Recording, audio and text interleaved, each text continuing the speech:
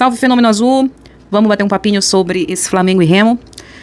Gente, derrota que a gente já sabia que era realmente esperada, né? Pelo menos assim, em termos de porcentagem, né? A gente sabia que era um jogo que talvez assim muita gente já contasse como uma derrota, né?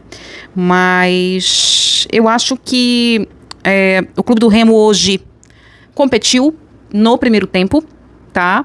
E competiu bem até. Tá? Teve chances, inclusive, de fazer gol em cima do poderoso Clube de Regatas Flamengo. O Flamengo que é o atual campeão brasileiro e é vice-campeão do mundo. Não vamos esquecer disso, né? E, enfim, gente, é um dos grandes candidatos ao título do Campeonato Brasileiro, né? Talvez visto como o melhor time das Américas, né? E é isso, foi esse time que nós enfrentamos, tá? Um Remo em reconstrução, um Remo que vem tentando, né, corrigir a rota, né? Porque foi traçada uma rota no início do ano, né?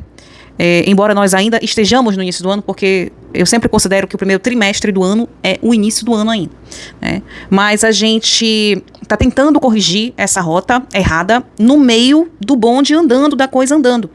E a gente pegou uma sequência, gente, com a chegada, que coincidiu com a chegada do Condé, muito ingrata e difícil, aonde a gente pegou logo de cara o Fluminense, né? Que também hoje está jogando o fino do futebol, da bola. A gente sai para fazer 2 jogos fora contra Coritiba e enfrentar o Coxa lá no Couto Pereira é sempre difícil. E hoje contra o Flamengo dentro do Maracanã. Não conseguimos pontuar, né? Mas a gente tem que pensar da seguinte maneira: se a gente for olhar só por esse lado, é desesperador, né? O Remo não conseguiu trazer nenhum ponto sequer, fazer nenhum ponto sequer nesses 3 jogos. Ok. Mas, gente, o erro, tá, do planejamento lá atrás é o grande responsável por isso, tá? É o grande responsável por isso.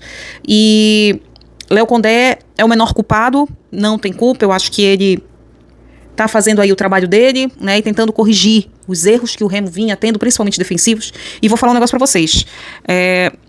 Eu acho que no primeiro tempo o Remo se portou muito bem contra o Flamengo, sabe? Se portou muito bem.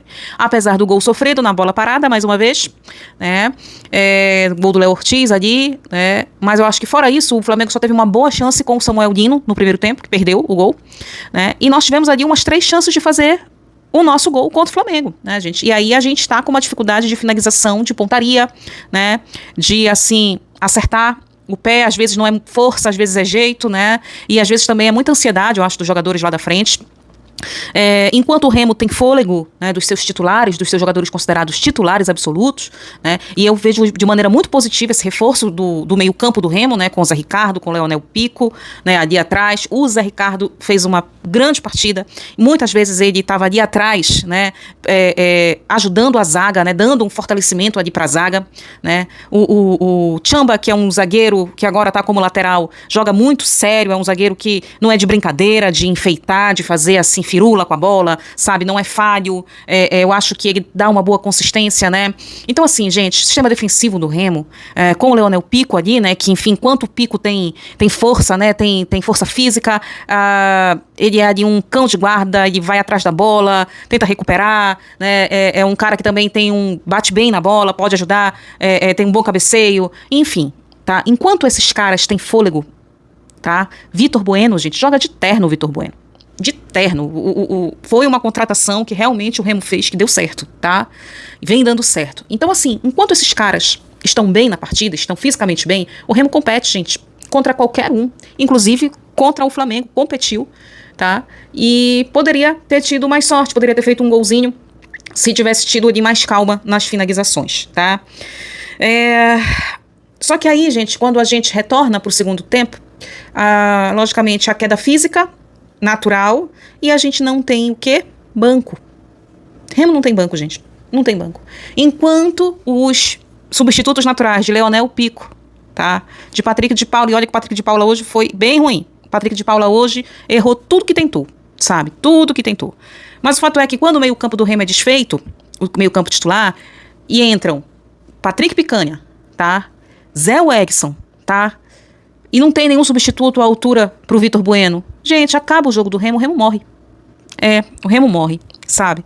Então, assim, hoje, pra mim, muito mais do que a gente focar em querer fazer um meio-campo funcionar de forma robusta, muito mais do que querer que a defesa erre cada vez menos, e houve uma evolução clara para mim em relação a isso, com o Condé, tá, comandando a equipe. Mas muito mais do que isso, é preciso que a diretoria do Remo, nesse trabalho de correção de rota, dê peças para o Condé. Tem que trazer peças para o Condé, gente, porque senão, gente, vai ficar realmente complicado e o Remo vai sempre sofrer muito no segundo tempo das partidas que for fazer. Não importa contra qual adversário seja. Não dá, gente, não dá. Olha, o Remo precisa, para ontem, trouxe agora os 2 centroavantes. Nem vou avaliar a estreia do Tagliari, porque o rapaz já entrou ali no fogo, com o meio de campo completamente já desarrumado, né? E, enfim, não tinha nem como cobrar a bola chegar ali para ele, tá? E, enfim, tem que contratar 2 laterais, tem que contratar 2 volantes, tá? Porque não dá para contar com Zé, Wegson e Patrick, tá? Inclusive, eu acho que o Remo deveria começar a pensar seriamente em dispensar esses caras. Tem que contratar mais um meia de criação para fazer sombra pro Vitor Bueno, porque também o cara não é de ferro, né? Precisa ser substituído, nem sempre vai conseguir jogar os 90 minutos, né? E eu acho assim, de maneira geral, eu acho que essas posições são as mais urgentes, tá? São as mais urgentes. E, enfim, gente, e seguir em frente agora para enfrentar o Bahia dentro do Mangueirão. E é o que eu tava dizendo. Eu vou, se Deus quiser, né, estar lá, apoiando o Leão. Porque é isso que a gente tem que fazer, apoiar, tá? Apoiar. Nós estamos na elite do Brasileirão, é difícil pra cacete, porque a gente errou muito lá atrás, a diretoria é 100% culpada, tá? Mas a correção dessa rota está ocorrendo com o bonde andando. Paciência, tá? A minha preocupação hoje em relação ao Remo, eu acho que ela extrapola as 4 linhas. Eu fico pensando aqui, sabe, toda essa grana que tá entrando aí no Remo, devido a estarmos numa Série A. Como que o Remo tá lidando com isso daí? Sabe? Porque a gente não sabe bem o que é que tá acontecendo internamente. O que a gente sabe é que o nosso CT tá lá parado.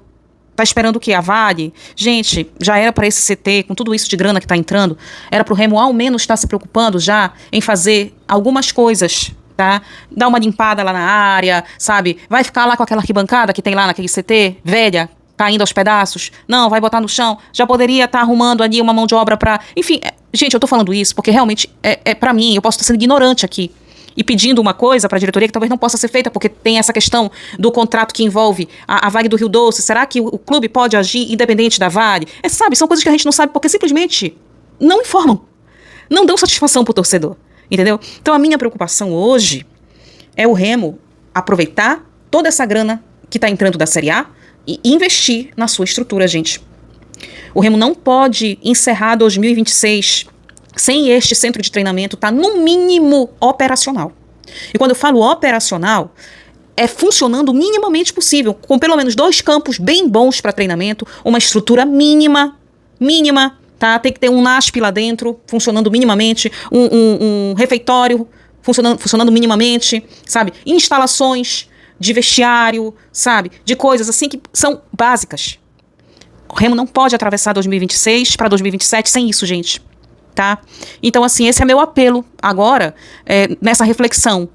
Porque se a gente for voltar a nossa análise só para as 4 linhas, a análise para mim é essa. Tem que contratar para repor aí essas peças que não estão dando certo, para o Remo ter banco e ter melhor competitividade nos 90 minutos, nos 100 minutos de partida, das partidas, tá? Seguimos em frente, vamos enfrentar o Bahia, tá? E eu sempre falo assim que, cara, se a gente não permanecer na Série A, se o Remo cair, o máximo que vai acontecer é a gente voltar pra Série B, gente, tá? Mas vai depender muito do como nós vamos voltar para essa Série B. Desestruturados? Com a mesma falta de estrutura? Essa que é a questão, tá? E olha, não tô dizendo que o Remo vai cair, não, de forma nenhuma. Eu acho que ainda tem muito campeonato, ainda tem muita coisa por vir e, meus irmãos, a gente não pode jogar a toalha cedo assim, não, tá? Remista não desiste, gente. Nós somos remistas. Remista não desiste. Hoje, no vídeo que eu fiz pela manhã, eu lembrei de anos tenebrosos. Falei sobre situações que o Remo passou. E quem diria que nós estaríamos agora, né, tendo um calendário cheio para ver o Remo jogar numa Série A de Campeonato Brasileiro. É seguir em frente, é apoiar e vamos ter pensamento positivo de que as coisas vão sim melhorar e vão se ajeitar. Domingo já tem Bahia e o Fenômeno Azul tem que estar lá para apoiar. Beleza? Um abraço para vocês todos. Seguimos em frente com o Leão. Saudações sempre azulinas.